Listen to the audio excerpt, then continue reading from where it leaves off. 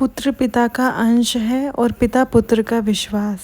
राधे राधे महाराज जी। महाराज जी, पिता और पुत्र के बीच परस्पर सम्मान, आदर और मित्रवत व्यवहार स्थापित करने के लिए किस प्रकार के आचरण और प्रयास किए जाने चाहिए जिससे एक व्यक्ति उत्तम सामाजिक नागरिक बन सके? सबसे पहली बात, पिता में भगवत भावना करनी चाहिए। जब तक हम भगवत भाव से युक्त नहीं होते तो हमारी कोई भी भावना हमारा परम कल्याण करने में समर्थ नहीं है।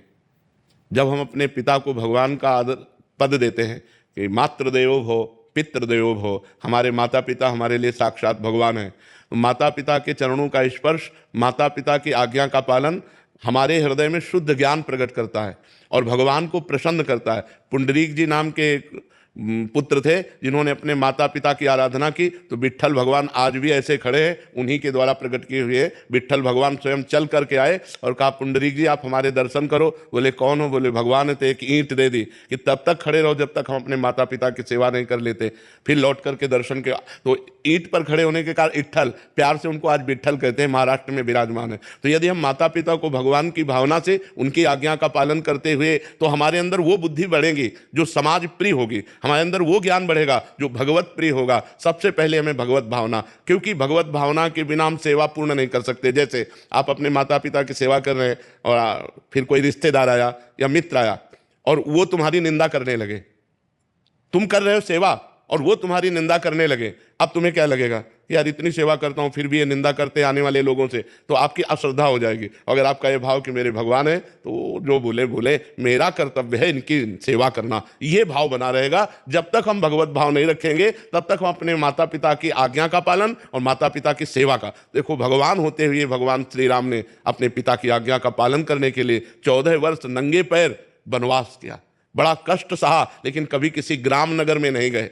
14 वर्ष विशेष उदासी, तापस वेश विशेष उदासी, 14 वर्ष राम वनवासी। भगवान ने अपने पिता की आज्ञा पालन, तो ऐसी आज्ञा का यदि हम पालन करें, हम उनकी आज्ञा पर विचार न करें, मात पिता प्रभु गुरु कै वाणी बिनहि विचार करी शुभ जानी, तो हमारा परम मंगल होगा, हमारी बुद्धि में ऐसा विकास होगा जिससे समाज सेवा भी बनेगी, परोपकार भी बनेगा। और वैसे हम सबसे प्रार्थना करते, जहां तक हमारी बात सबके कानों में पहुंचे, कलयुग चल रहा है, लोग माता पिता का अपमान कर रहे हैं, ये बहुत बड़ी हानि की बात है। कभी वो सुखी नहीं रह सकते जो अपने माता पिता का अपमान करते हैं, बूढ़े माता पिता को घर से निकाल देते हैं या वृद्धाश्रम या अनाथाश्रम भेज जाते हैं। उस दिन की याद करो जब तुम गोद में हगते मुतते थे, उस समय यदि वो तुम्हें अनाथालय भेज जाते तो उन्होंने तुम्हें गले लगाकर पाला, और आज जब तुम्हारा अवसर आया सेवा का तो उन्हें अनाथालय या वृद्धाश्रम या अन्य जगह, ऐसा नहीं है, ऐसा नहीं करना चाहिए। वृद्ध माता पिता को भोजन और सामग्री से ज्यादा प्रिय होता है अपने पुत्र का प्यार पाना। वो पैसे से नहीं दिया जा सकता, वो स्वयं से दिया जा सकता है। इसलिए अपने माता पिता को भगवत भाव से आराधना करें। ये जो आजकल नए बच्चे अपने माता पिता को मारते हैं, पीटते हैं, गाली देते हैं, घर द्वार से बाहर कर देते हैं, इनकी बड़ी दुर्गति होगी। अभी अगर जिसके माता पिता जिंदा हो, अभी अपना काम बना लो, अपने माता पिता को भगवान की तरह आराधना करो, तो भगवान तुम पर प्रसन्न हो जाएंगे। पिता और पुत्र का रिश्ता प्रेम, मर्यादा और संवेदना का ऐसा संबंध है जो जिंदगी भर एक दूसरे का सहारा बनता है। आपकी क्या राय है कमेंट में बताना।